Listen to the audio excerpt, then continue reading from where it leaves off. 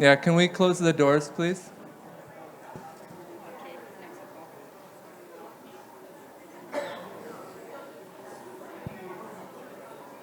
No, okay, whatever. No one's listening. You need to speak. All right, excuse me, can you close the doors? Thank you. All right, good afternoon, everyone. Thanks for coming. So this morning I was sitting in my hotel room sort of reflecting on how I wanted to open this session. And originally I was thinking about sort of discussing the positive and negative impacts linked to palm oil production. But I think sort of looking at social media, the news, different reports that are coming out every week, I think it's too easy to focus on the negative aspects and not actually take time to reflect and celebrate on what we've achieved. So just yesterday, close to 50 civil society organizations released a statement in support of sustainable palm oil, putting forth a commitment not only to support increased uptake of CSPO, but also to help change the anti-palm oil narrative. I think last year was very monumental with the adoption of the new PNC, really aligning RSPO with NDPE commitments. And just last week, the first company was actually audited against the new PNC. So I work for an organization called the Zoological Society of London, and we released research last week through our SPOT initiative, which assesses company commitments and performance against those. And most of the companies that we do assess have commitments around no deforestation, no planting on peat, and no exploitation of workers and local communities. I think even if you look collectively within our membership, I was looking at the RSPO impact report this morning, and certified area grew by 22% within the last year, and our members protect and manage more than 237 hectares of HCV area. Also, the number of independent smallholders that have been certified under the RSPO has increased by 52% over the last year. However, I still think we're very far from capturing a very large share of the market of independent smallholders. So I think worthwhile to mention as well is this year, we're also going to have the opportunity to adopt a new standard that simplifies the certification process for independent smallholders and really increasing the inclusivity of the RSPO for independent smallholders, which is a group that's been largely excluded from the certification process. And I really encourage everyone in the room that's attending the General Assembly to support and adopt this standard at the General Assembly on Wednesday. I think as a community, we're very privileged to be part of this multi-stakeholder platform, and we all have a shared responsibility to work together to make sustainable palm oil the norm. I think that's both through the RSPO, but also outside, so supporting landscape-level interventions or initiatives, engaging with government, and the work that many organizations here do on the ground. So this afternoon, we have 4 distinguished speakers, and we're going to focus around the theme of our shared planet, so discussing some of the environmental and social impacts of palm oil production. And each panelist will be given an opportunity to do a short presentation, and then I'll open it up either to the floor or through the app for questions between both presentations. So please feel free to submit those throughout the session. So with us this afternoon, we have Dr. Jennifer Lucy from the University of Oxford, Miss Ida Ghani Quilter from Sine-Darmi Plantation, Dr. Janice Lee from Nanyang Technological University, and Mr. Faisal Parish from the Global Environment Center. So I'm first going to pass it off to Dr. Jennifer Lucy, who's a Knowledge Exchange Fellow at the University of Oxford and Program Manager for the Socially and Environmentally Sustainable Oil Palm Research, or SENSOR program, which is a multidisciplinary research program co-funded by the RSPO to test the impact of palm oil certification. Jennifer completed her PhD at the University of York and has a scientific background in tropical biodiversity. Her current work focuses on translating science into policy and practice for improved sustainability in the oil palm industry. So I'll hand it over to Jen now.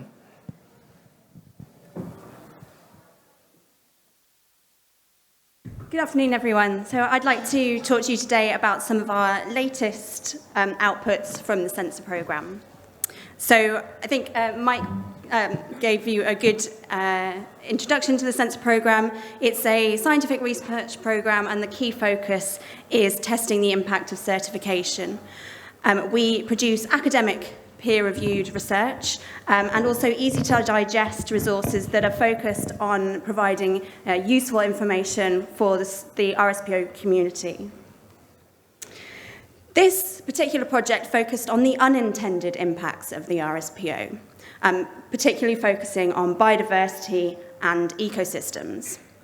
Now, one of the three key impact aims of the RSPO is to protect and enhance ecosystems. And RSPO is working within a really complex system of interacting political, social, economic and environmental factors to achieve the sustainability, and these can be sometimes conflicting. And so the principles and criteria that has been carefully designed with the best intentions can sometimes have unforeseen or unexpected impacts. And it's really important that we don't see this as a failing of the RSPO. This is really common in policy development in general, and particularly in the development of sustainability and conservation initiatives. But what's really vital is that we understand and are aware of what those unintended impacts are, how much of an effect they're having, and to make sure that we can then respond to them, to really ensure that the RSPO is having the net benefit that we're really hoping for. And this is a key topic within the RSPO's research agenda. So the first thing to note going into this is, as you might expect of unintended impacts, they weren't really expected. We weren't looking out for them, and so there is currently not very much quantitative research on the unintended impacts of the RSPO standard. So our intention here was to scope what the possible impacts might be in order to direct future research and policy action. It's also important to note that these unintended impacts can in fact be positive as well as negative. And so we went about doing this by looking through the literature for evidence of unintended impacts from a wide range of conservation and sustainability initiatives, so other certification standards, government conservation initiatives, payment for ecosystem services projects, to learn lessons from what happened in other scenarios. We also looked for studies focusing specifically on RSPO, and I also talked to stakeholders at the RT last year to really collect the observations and experiences of those stakeholders working most closely with the standard to ensure that they really directed the routes of inquiry for the study. So the study yielded 11 types of possible unintended impact, and they fell into three main categories. First, unintended impacts were associated with those conflicts between environmental requirements and economic imperatives, two of the three key pillars of the RSPO.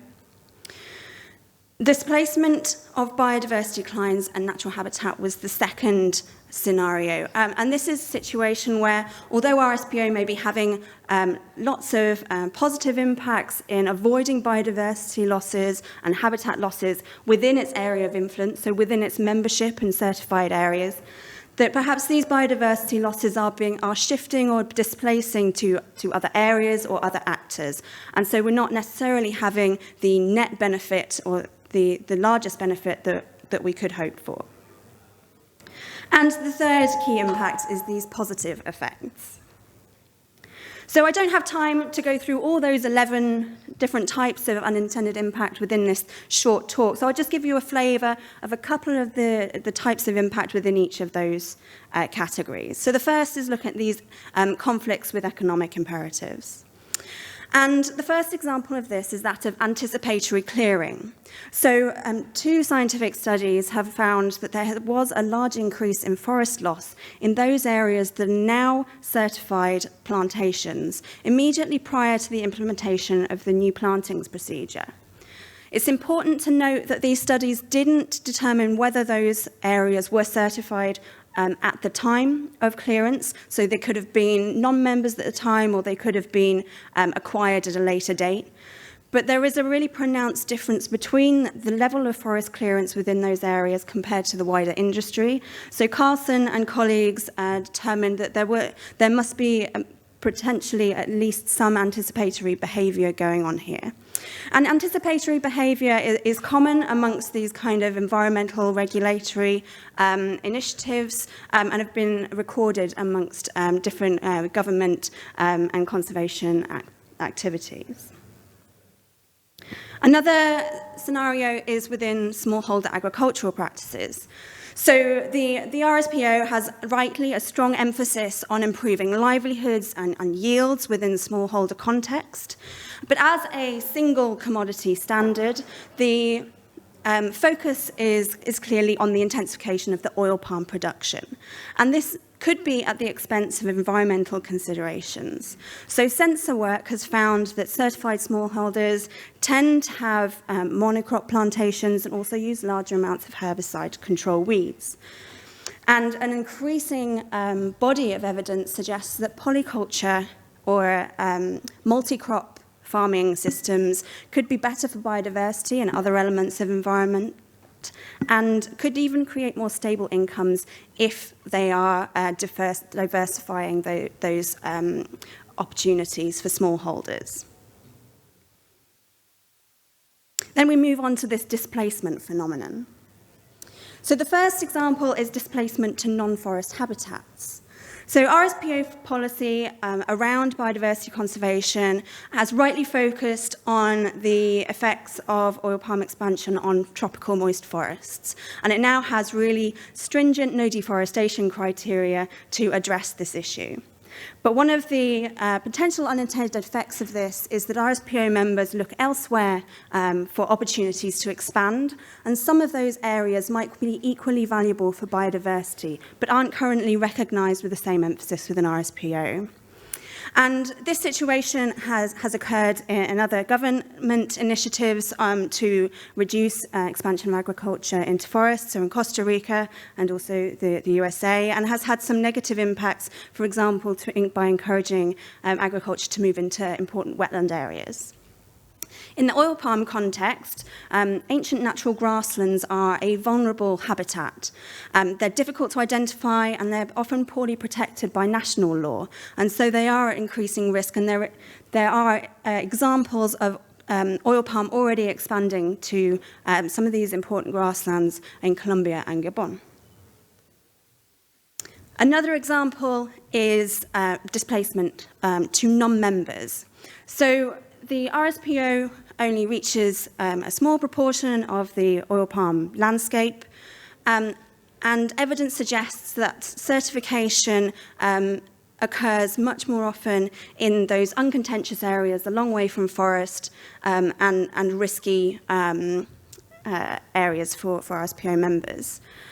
But the problem with this is it could be leaving these vulnerable forest and peatlands available to unscrupulous and less well-regulated growers. This scenario has occurred for other initiatives. So in US fisheries, fishing was banned in some areas to reduce turtle bycatch, but this actually had the effect of increasing turtle bycatch because the US fisheries were some of the most sustainable, and them not being there made way for unsustainable fishing to occur in that area. And then we move on to some positive effects. So one of these is biodiversity spillover. So there's strong evidence that suggests that protected area initiatives produce a spillover of biodiversity into the wider landscape, having a bigger effect than simply within the protected area itself. Now, within the RSPO context, we're focusing on HCV or HCS areas, and there is evidence of spillover over short distances from these set-asides. But other research has shown that these HCVs can often be quite poor quality, fairly degraded forests. And so we think that spillover in this context is likely to be limited currently. But I think there's huge potential for the RSPO to continue to improve, maximise and capitalise on these HV areas to increase that impact. And then we have the proliferation of new knowledge as another really exciting perhaps an unintended effect of the RSPO. So it's not in the principles and criteria that we must increase our understanding and knowledge about biodiversity conservation, but in the development and continued improvement of the RSPO standard, there have been huge amounts of new research into this area. So some funded directly by the RSPO, through collection of huge amounts of valuable biodiversity data through HCV monitoring and assessment, and also encouraging the interest from the wider academic community to focus on these sustainability issues. And this doesn't just stop at having this knowledge, but we are already seeing that this knowledge is being translated into policy developments on the ground. So much of this research has been incorporated into policies and guidelines such as the riparian management guidelines for the RSPO. And we're also seeing this even beyond RSPO and the oil palm sector. So the high carbon stock approach used much of this research that's been either funded by or inspired by the RSPO. It's obviously now been incorporated into the RSPO, but it's also being adopted in other sectors, rubber, pulp and paper, cocoa, etc. So actually the RSPO is having a huge influence beyond its immediate sphere of influence into improving our understanding of how we conserve biodiversity and habitats. So in terms of how we might prioritize going forward, there's obviously, those are a few examples, there's lots more potential unintended impacts that could be occurring. So we wanted to try and work out what the most important areas might be for focusing more research to quantify these impacts and to think about developing standards and guidelines to respond to them. So we looked at three aspects when we were scoring: the likelihood of occurrence, the potential extent of that impact, and the ease with which the impact may be addressed by the RSPO. So some of these things may be intrinsically really difficult to get to grips with, whereas other of these things that the RSPO can develop guidelines, can create initiatives to try and address some of these problems, mitigate these problems, or indeed enhance these positive impacts. So I just want to go through some of the recommendations for the top three priorities that came out of this scoring system. The number one priority that came out was this displacement effect of biodiversity declines to non-members. So this scored highly because there are still a lot of non-members, and there is still a lot of vulnerable forest and other habitats that are at risk from conversion, but that this is within RSPO's core operations. It's within the oil palm sector. So recommendations here would be, well, to continue to work to be inclusive. That's a key objective of the RSPO, and that's really critical. And in particular, I think extra efforts are needed to target those groups of growers who are not currently engaged with the sustainability standards. And also what's really important is to focus on these vulnerable areas and make sure that the RSPO is having a voice and operating in these vulnerable areas and not just removing themselves from the problem. Then priority two is looking at the displacement, another displacement scenario of biodiversity declines and habitat loss to non-forest habitats. So this is something that RSPO, I think, can deal with through strengthening existing processes and structures, the HCV approach in particular, by emphasizing these non-forest habitats more clearly within its guidelines and standards, and looking at more detailed guidance, training, etc., for HCV assessors tasked with identifying these rare and very valuable habitats globally. And then priority three was looking at this proliferation of new knowledge benefit. I really think there's huge scope here for the RSPO to capitalise and maximise its impact here within the oil palm sector and much further beyond into tropical sustainability. So here are the ways that I think the RSPO could help to move this forward, to encourage and facilitate collation and sharing of biodiversity data, the enormous amounts of biodiversity and environmental data that companies hold, that members hold, that NGOs hold, that the RSPO holds, to really galvanize and focus this knowledge dissemination. And to think about coordinating and streamlining survey methods, which would also enhance future research. And so finally, just to thank my collaborators and funders for their input into this project. Thank you very much.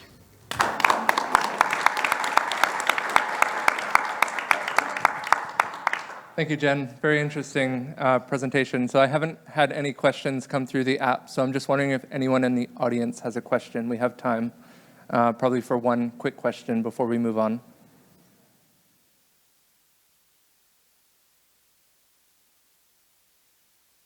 All right, can we get a microphone over there, please? And if you can just say your name and organization where you're from as well. Thank you.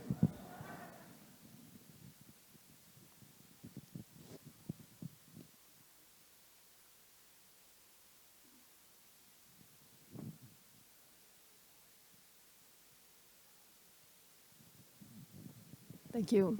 So my name is Janneke Bosman from the Rainforest Alliance. Thank you for the interesting presentation. Very good to hear that there's so many positive unintended effects. I was wondering, is it also a positive unintended effect that we hear today with so many stakeholders who want to work towards a more sustainable supply chain in palm oil? Is that something that RSPO was envisioning already from the beginning? Or is this something, I mean, what we see here today at the RT17, so many stakeholders together? So I would have thought that that was an intention of the RSPO to be, it's always had a clear objective to be inclusive, to include multi-stakeholders. It was set out to be a multi-stakeholder initiative. So that's not something that I captured in my unintended impacts study, but I think it's definitely something to be celebrated and to continue to maximize and enhance. So I think it's great that there's so much building of trust and interactions and understanding of the different motivations and perceptions of oil palm sustainability and how we can move forward. Perfect, great. Thanks a lot, Jen. Yeah, just in the interest of time, we're going to move on to our next speaker. But if you do have any questions throughout the session, please use the app, and those will come up on the tablet up here. So our next speaker is Ada Ghani-Quilter from Sime Darby Plantation. So she's been working for more than 11 years in the sustainability department of Sime Darby. She is currently studying for a master's degree on developing an evidence-based policy and protocol for human-elephant conflict in oil palm plantations with the University of Nottingham. She has completed training as an HCV lead assessor and is an honorary wildlife warden by the Sabah Wildlife Department and co-author of a scientific paper titled A Multi-Stakeholder Strategy to Identify Conservation Priorities in Peninsular Malaysia. So please welcome Ada to the stage.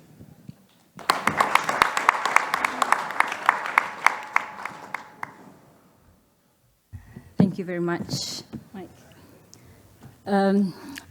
Today I'll be presenting probably a sensitive topic that involves sensitive wildlife, which is human-wildlife conflict, understanding the conflicts, and also try to explore the opportunity to coexist.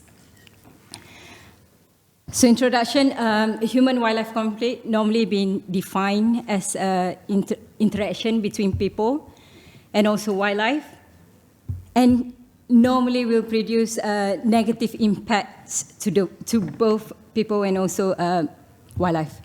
So the cost to people can be direct and also indirect, which is loss of life of human, physical injury, disease, and also to the extent of psychological stress to those that have relatives that involved in fatal incidents.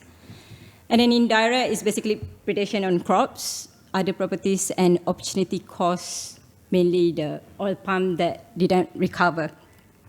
So for the wildlife themselves, it's quite similar for the direct, which is loss of life, of wildlife life. and also disruption to their social behavior. And indirect, we also somehow damage on their habitat, and to the extent of creating a platform for wildlife trading as well. So this showing some of the wildlife that involved in human-wildlife conflict in oil palm plantation, namely elephant, wild boar. I think growers probably get used with all this wildlife. Snakes, crocodiles, wild carnivores mostly poses more on a safety concerns, less for crops. Orangutan, tigers, sun bears, tapirs, bats, and pangolin. Many more to name, but just some of you. But among all these species, elephant has poses a big business impact to the growers.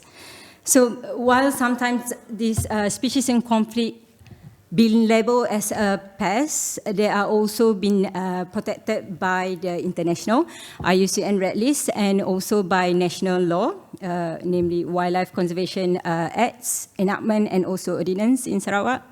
And being certified of RSPO, there is a Annex 2, I think this is PNC 2018, Annex 2, Guidance 7.12, basically specifically mentioned, if you have any incursions by elephant, you should have a developing responsible measure to not resolve, but somehow mitigate human-wildlife conflicts. So in order for us, any growers that are certified by RSPO to develop a responsible measure, it is important to understand the conflict. So how we understand the species conflict with what the impacts to you, like where and when has this conflict happened and what kind of species that involved, and if it's involve your damage to your properties, how severe it is, and is it loss of life or is it damage to the crops? And is there any correlation with your existing practice? And if we have any mitigation, are we actually doing it right? So collection, this is just to point out, it is really important to get the data and analyze it and understand the conflict that we are facing. And also to understand the elephant, the species in conflict, we have also got to know them. I just put a few facts about elephant. There's a lot more, but Asian elephants are very age specialists. Even in their habitat, they roam more at the edge of the forest reserve. And being a mega herbivore, they eat about 18 hours a day, and then they need to eat approximately about 10% of their body. So imagine an elephant 3,000 kilograms, they have to eat 300 kilograms, and that's just for one adult, and one adult eat 18 hours a day. And then in their habitat, they mainly fed on monocots other than grasses and hard dicot. So combine all this information is just perfect to create conflict for oil palm. Okay, so next I'm gonna just share the human-elephant conflict research that been carried out for the case study of Samdabi plantation, where we try to understand what's the conflict within our organization. So basically, the aim of this study is to promote and support coexistence between our workers and also wild elephant around and surrounding our plantation. So this study was a collaboration effort by Yayasan Samdabi Plantation, Management and Ecology of Malaysian Elephant, or MIM, some pronounce meme, but MIM, and also Nottingham University of Malaysia. So the study has come out 4 objectives to achieve the aim, but for this presentation, I only will just summarize the objective number 2. But to just give an overview for literature view of HEC in oil palm plantation, the similar study that carried out this study basically was carried out 40 years ago by James Blair, 1978, mainly to assess the economic loss for Malaysia during the Felda scheme resettlement in West Malaysia. I will not touch much on the effectiveness of fencing, but I will just show an overview how the fencing work in our estates. And hopefully by having this data, we can produce a protocol how to manage HEC in our plantation. So we have about 4 different focus areas, which is 6 estates. In total, they have 8 estates, but 6 estates are focusing in East Malaysia, Sabah, which one of them in Sandakan. So in Sandakan, the red polygon is basically a protected area where I downloaded from Global Forest Watch. So in Sandakan, a west side of the estate is mangrove forest, not where the elephant come from, but on the east side is basically bordering to other growers, small and medium growers of oil palm plantation. And about 40 to 60 kilometer horizontal distance from the lower Kinabatangan wildlife sanctuary. And another area we have in Kunak, where it's direct border to virgin forest, which is Madai Baturong. And then we have one other estate in West Malaysia, in middle West Malaysia, which is Lanchang in Pahang. So basically in Pahang, what happened was the forest reserve that we border have changed their land use from a forest reserve into monoculture plantation, which are acacia plantation. And then another focus area is in Johor, southern of West Malaysia, in Chenas Estate, which is direct bordering with forest reserve as well. And then in the big picture, habitat fragmented has not just in oil palm plantation, basically in habitat fragmented has been changed for many years to go, and because of the revenue system through logging still happening, so the elephant are going out from their habitat. And it's just happened somehow when they going out, it has created a conflict with the communities that they are meeting. And in the context of oil palm plantation, after 25 years, we have to carry out a replanting due to the optimum yield and catching up age profile. So during this time, that mainly this conflict happening. So elephant will come and eat on the shredded palm hearts, and then they go away after we planted. But when the palm is getting bigger, they come back to eat on the palm base. So at certain extent, some of our plantation we have lost about like 75 to 95% field been damaged, and it's just left cover crop for the estates. And then if we try to understand this conflict, we put how severe we damage, so that before we just like moaning about anything. So we actually got about 200,000 trees that have been damaged during the duration of 2011 to 2018. And this is only for 8 estates. There is another 6 estates that we not taken into account. And among all this, we try to understand which tree that basically they prefer or they go onto. So from this 8 estates, we find out about 55% of the damage is basically for the age 1 to 2 years old. So this is their most preferred trees or oil palm. And then about 97% is basically below 5 years. But if you can see here, there's still quite a big number on the 9 years old. This is only one time we got to know all of this.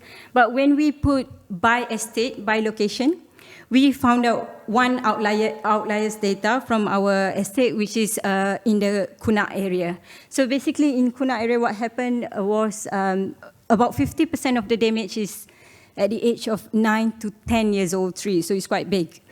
And then when we put into context, it's about 72% damage is above 9 years old. So even having this data, we got to know every area need different mitigation. And then by having this data as well, we understand that we can't just put one single mitigation at all the same area. We can't just because people say this effective at your area, we try to copy that in other areas, so we can't. So out of 8 estates, 6 estates has fencing, and this estate doesn't have electric fence and only rely on a patrolling team. So if we put on our fencing, how well our fencing is doing, is basically is quite effective. And I think many research papers have shown that this is the most perceived effective mitigation for the elephant. At certain point, like in Sandakan Bay Estate, it has reduced 90% of the damage at the estates. So if we try to put into context how much we have lost, like this is, don't worry about the calculation. Calculation is basically to calculate the replanting cost that you have lost and plus the opportunity cost, the bigger tree that you didn't recover, you didn't replace. So from this calculation, we've got about 23 million we lost during the 2011 to 2018. And if I put into USD, it's about 706K every year, 2011. And this doesn't include the running cost of manpower, which is quite heavy as well, and maintenance of fencing, and also the mitigation that we have invested in. And the repetitive replanting that been going on as well for that 95% damage. So insurance. So unfortunately for oil palm, insurance has not been explored very much, but there is but there is a paper in rubber in China that they are doing a calculation for, is it a fair calculation for insurance? However, Sime Darby Plantation has invested for insurance about estimated 2 million covering 300K planted hectares. And then from this investment, it's managed to reimburse about 3.62 million. And when we put what have been reimbursed, is basically 32% for elephant and 60% for elephant. It's not about like making company, but it has to have something to compensate the business loss to their growers. So moving forward is how we can use the data that collect. Hopefully, like every other plantation can collect. I think they collect, but it's just to analyze and develop responsible measure as required by the RSPO. So early this year, we have this research paper by International Zoo Yearbook that was asking or call for shift of paradigm. This is the landscape in Kinabatangan where we all know that fencing is effective. And because of its effectiveness, every single plantation have installed the fencing. And to certain landscape like this has created a bottleneck for the elephant to move. So the traditional way, we can't do that anymore. We have to shift. We have to shift from the old tradition into the coexistence. From having the conflict and just you living with yourself and elephant living with yourself, we have to promote more coexistence. So if we try to use this data, and this is just attempt, and it's very preliminary risk map, where we try to put the age that not preferred, the area that not preferred by the elephant, like before when we see the graph. Above 5 years, basically they don't. But this is preliminary. This can just be altered or tailor-made to what we need in future. So we can see some areas, basically we can allow them to pass by. And then we know the elephant always go for the water and reservoirs. So at some point we can promote more identifying the river and then connecting. But of course, this can't be carried out by a single plantation. It has to be carried out by a pool of information from other plantations as well. So it is important to have the same data in the landscape to carry out the mitigation, to carry out the risk map like this and generate a new mitigation at the landscape. So since there is no single way to mitigate the conflict, we are the researchers basically support the 5 intervention by LIM 2018. So basically they divided into 5 phases. Phase 1, before the development. Of course, if we know where the elephant is, we can plan it better. And we use land use control at first before we do the second and third phase. Second phase is basically during the raid or during the conflict. at high-risk area, we have to protect what elephant actually, because this is a business thing, so we have to protect the area that being favorable to elephant. And after that, we have to have somehow a financial tools to compensate the business. And then building tolerance needs to be done all the time, giving training, awareness program for them to accept elephant or other species to roam inside the wildlife. And hopefully, removal of wildlife should be the last resort that we have with the wildlife. So this is the take-home message. Basically, it's vital to understand human-wildlife conflict locally. You can't just accept other opinion, other people, because it's just work at your side, you want to follow, you can't. You have to have evidence-based information to have protocol at your areas. And obviously, certification is a sustainable solution. Plantation are getting being open for collaboration, but we need more partnership among plantation themselves as well. So basically, we have to share what we know. So since every single plantation work with expert, we should share what we know and then get this into a landscape level. And last one company at a time, but it takes landscape and beyond to save the species. By that, thank you very much. All right, thank you very much. So we do have a question that came in from the audience from some of our colleagues in Africa. So someone was wondering, in Africa, we found that planting chilies between crops and or situating beehives along boundaries to be very effective deterrents for elephants. Have you encountered similar effects in Asia? Yeah, we basically have tried everything. Yes, we tried chili as well, but it's very habituated. It's very like, because it's just a repellent like bees and chili. It's very habituated. It's just for one time, but it still can. It doesn't solve in the long run. So yeah. Okay, great. Thank you. No problem. Thank you. So we'll move on to our next speaker now.